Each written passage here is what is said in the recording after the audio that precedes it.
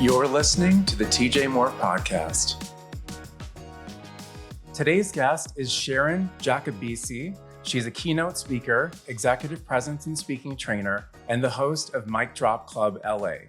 When she's on stage, Sharon empowers audiences to stop shrinking and boldly take up space when the stakes are high. And as an executive presence and speaking coach, she leads her clients to speak with energy, grounded freedom, and full expression so their message resonates. Her work is at the intersection of mindfulness, embodiment, emotional regulation, and performance techniques. She teaches these tools in her program, Speak with Impact and Influence, which we will learn about in today's episode. Her work has been featured in NPR, HuffPost Inc., and Backstage. Sharon, thank you for joining me for today's conversation. Thank you. Happy to be here.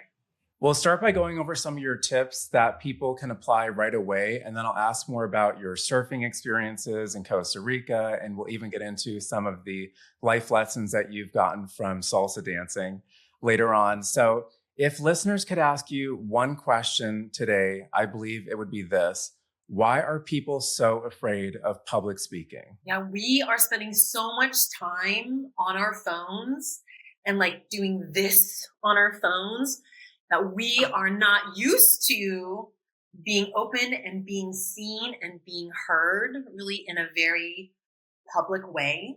Our nervous systems and our bodies are also not used to being seen.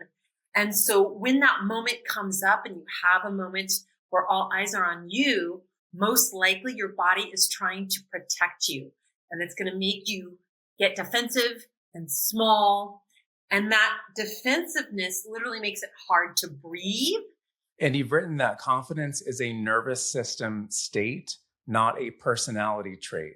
So how does our nervous system affect the way that we communicate when we feel like we're under pressure? Your heart rate increases, your breath rate increases, and then your nervous system shifts from a relaxed state to that state of survival. That's fight, flight, or freeze.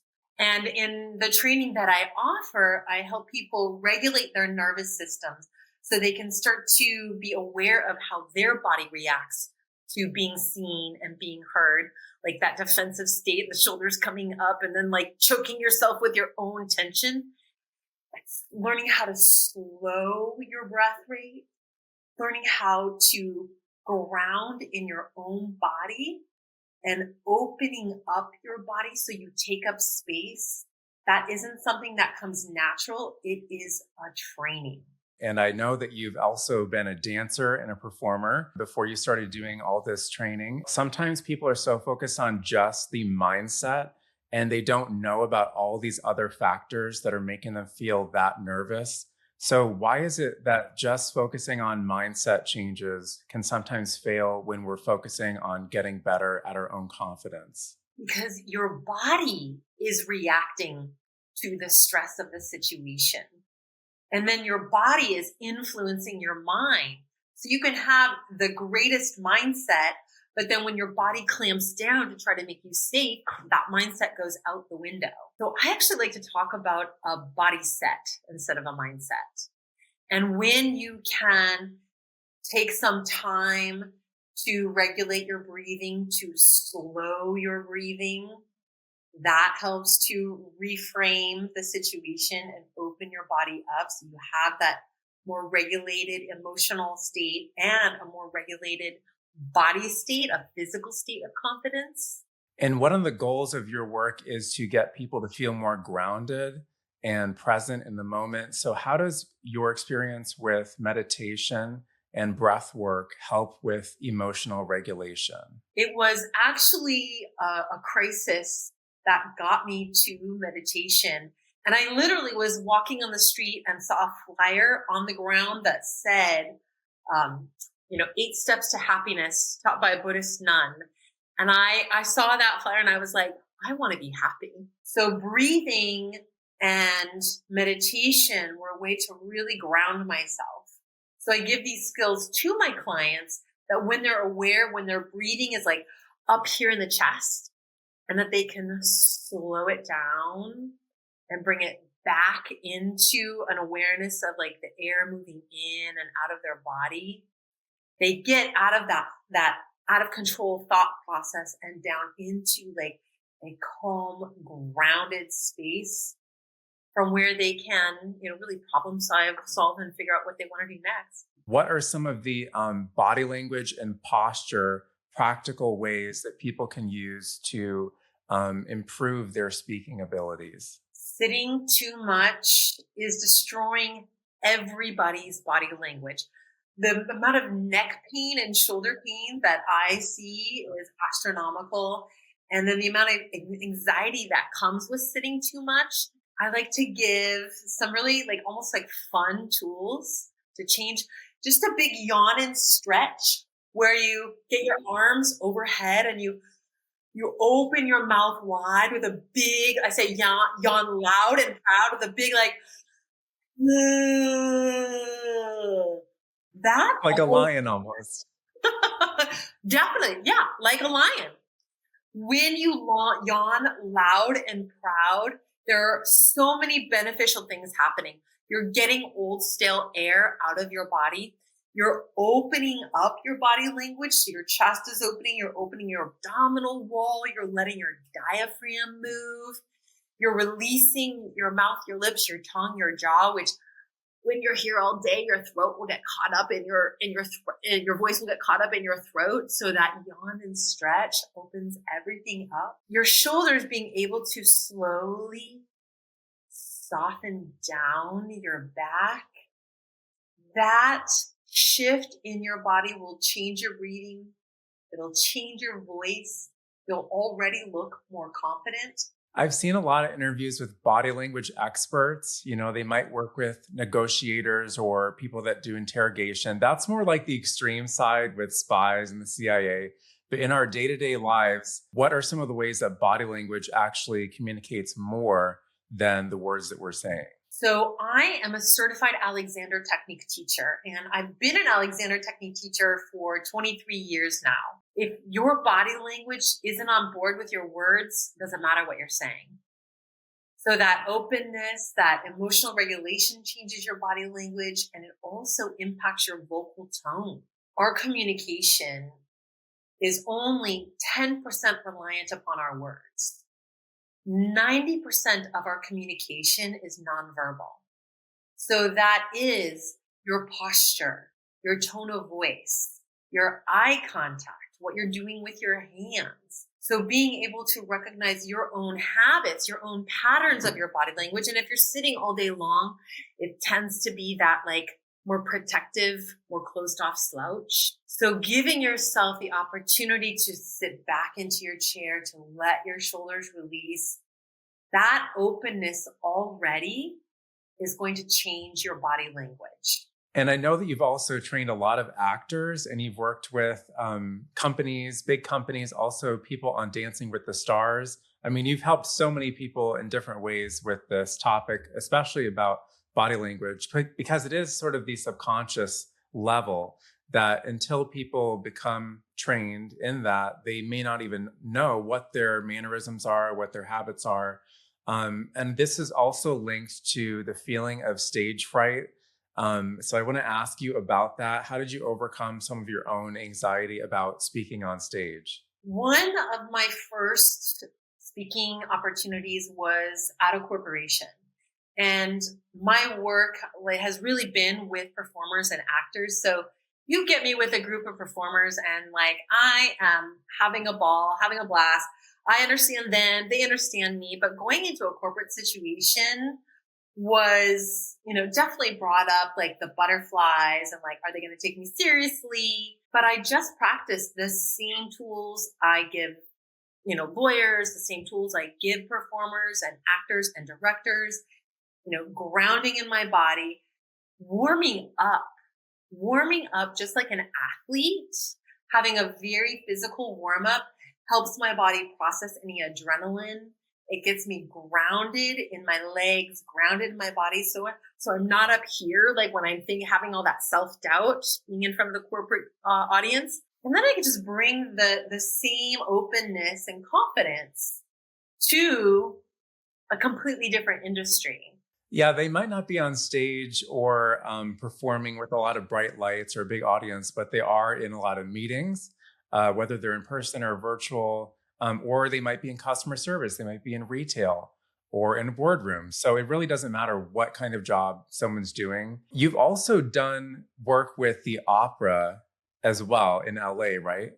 Yeah, the LA Phil and the LA Opera, I've given trainings to them in preparation for huge shows on stage where it's very demanding and they're also dealing with heavy costumes.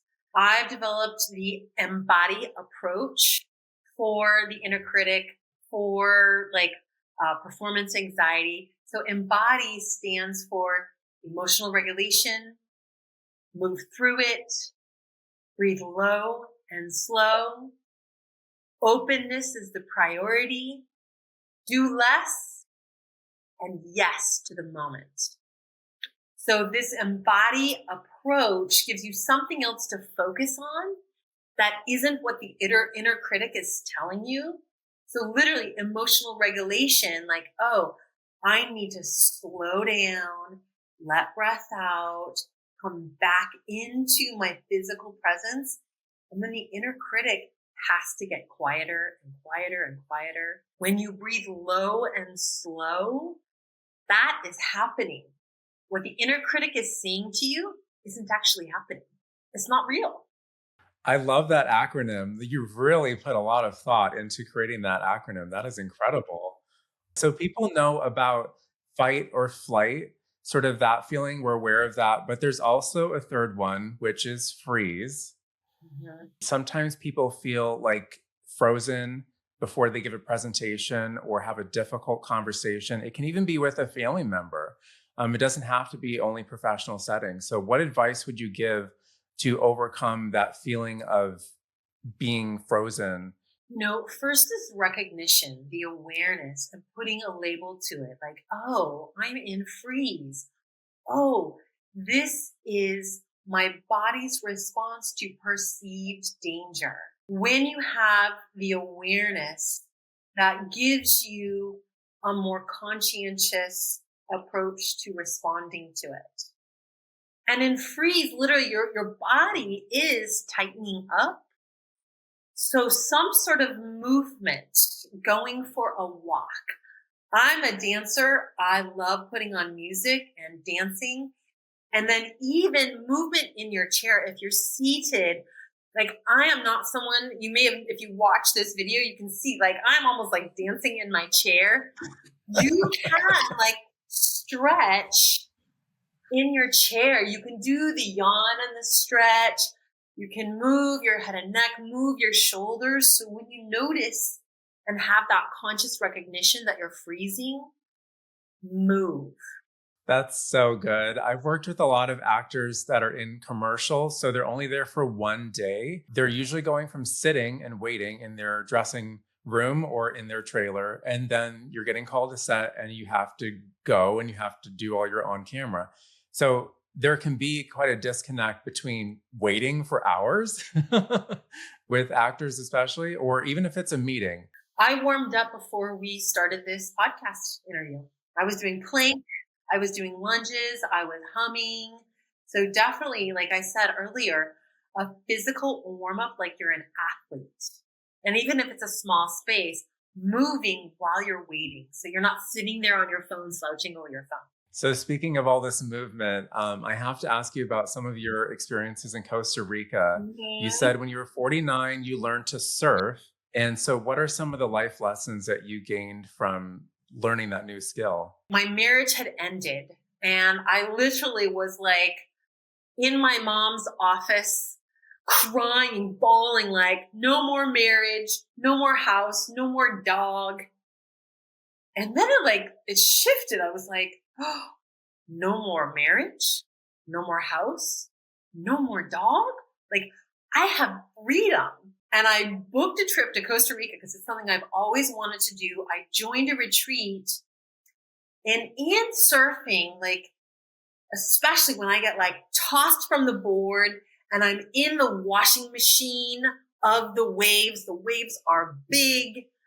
I had to relax my body. I couldn't be tense when I was in the washing machine. So like that release of tension and like letting the waves toss me, like letting life toss me around a little bit was so good for my resilience. And there was something in me that was like, get back up on that board and paddle out again and get tossed off that wave again.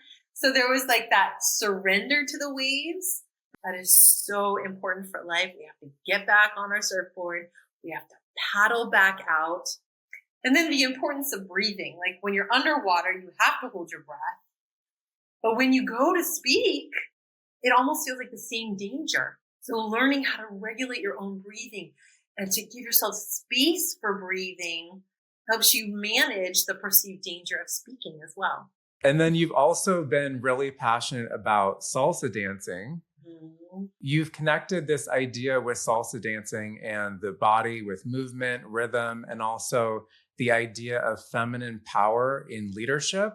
Yeah. So how did this all come to you when you've been going to salsa dancing? So what I've discovered is I have to let go.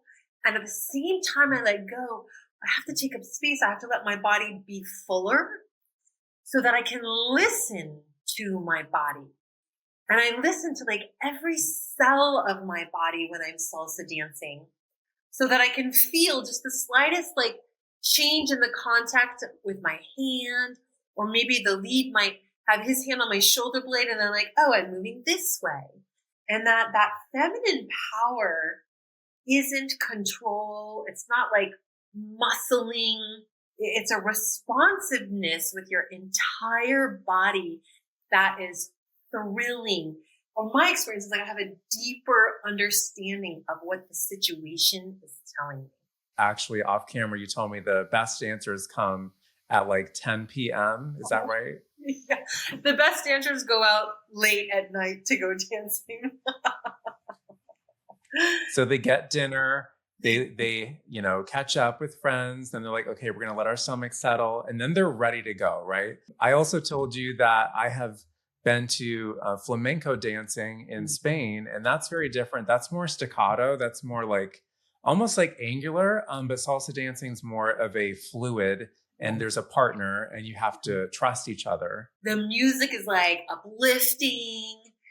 And when there is that flow with a partner, it stops all thought. It really is just an embodied experience of listening. I can see my partners having fun. I can see them smiling. And then there is like an energy well in me, like a wellspring that then like fills me up so that like my sass and my like joy and my wildness can just come through.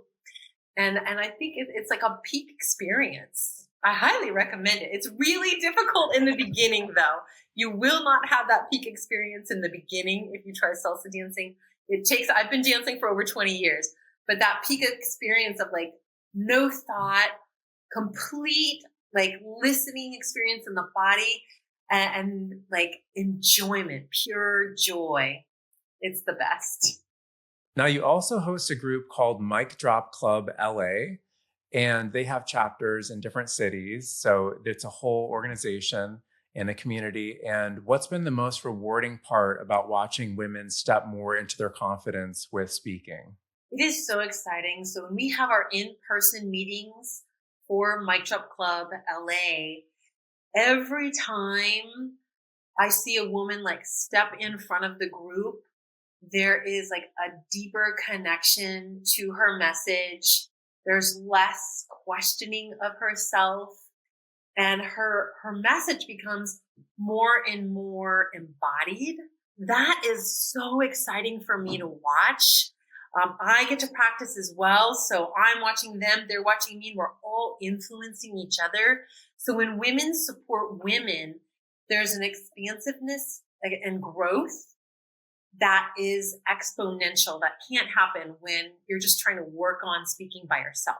What is it about doing it together in a group setting that helps people to practice their own voice and their authenticity and all of that part of public speaking? I am a cheerleader, and everyone in Mic Drop Club is also cheering each other on. When one person is expanding and getting more empowered in her message, that gives permission to the other women to also be bolder. And that's where community becomes like vital to the growth of women's voices. I want to share a recommendation that you have from a client who's worked with you. This is from Lana G. She wrote, Sharon is a true master of her craft. She helped me present with more confidence and poise, and with Sharon's tips and techniques I could apply before going on stage or into a meeting, I noticed a marked difference in how I showed up in front of an audience. I want to get into your program that you created, and you're launching it. It's called Speak with Impact and Influence. This is your signature training program for professionals who want to communicate with greater confidence, clarity, and executive presence. So what transformation do you hope people experience when they work with you? In this training, Speak with Impact and Influence, I'm guiding you through frameworks and through delivery tools so that when you're speaking to one person or you're speaking to a large group of people, your thoughts are organized, and you also have an opportunity to practice with me and with the group itself so that you're not going in cold to the presentations or to the conversations that you're having. Really, your communication becomes so dialed in, and your body, which always tells the truth, is on board with your message. So your emotional regulation, your posture, and your vocal tone and your eye contact become conscious tools that really deliver your message with impact and influence. And what communication skills do you believe are most needed in today's workplace, no matter where anybody works, whether it's an office or in person or virtual? What I would recommend is that our embodiment, that's 90% of our communication, our nonverbal communication really needs to become conscious and more expansive. Someone's listening to this today and they might feel invisible with their own messaging, or they don't know how to get into public speaking or to do better in the meeting at work. How can they get more connected to their authentic power within themselves and remember what's important about how they communicate, not somebody else, but how they express themselves in that professional setting? To take up space and to have executive presence, you're not putting on a suit of armor that's like everybody else. You're not putting on a uniform of conformity. Shifting yourself back into your chair so you have a little bit more room to breathe. You're giving yourself more room to actually be authentically you. So that physical shift would be my guidance. To download the ebook that Sharon has created called Take Up Space, go to SharonJakubecy.com. And also, if you live near Los Angeles, you can see if you can join her Mic Drop Club LA chapter. Sharon also does corporate trainings and keynotes, focus on executive presence, everything we've been talking about, nervous system regulation and high stakes speaking skills. And it's super easy to connect with her on LinkedIn and Instagram. Just simply search Sharon Jakubecy and you'll find her right away. Is there anything else that you want to share with listeners today? Yes. Your voice is important.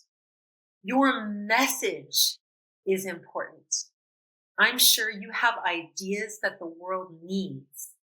And we're in a world of chaos right now that wants you to hide and play small. But that's not going to create the world that you want to live in or that your children want to live in. I want you to create the emotional regulation that allows you to speak your truth today. That's awesome. And so many people can relate to that message. It doesn't matter what they do for work or even in their own family. Sharon, I want to thank you so much for joining me for today's episode. You're so welcome. It's so fun. Thank you so much for having me, because this has been such an honor and a pleasure. To hear more experts share their story, subscribe to the TJ Moore podcast on YouTube and follow this show on Spotify and Apple Podcasts to listen anywhere you go. Like and comment on this video if you found today's conversation valuable, and share this episode with someone in your life. I'll see you next week.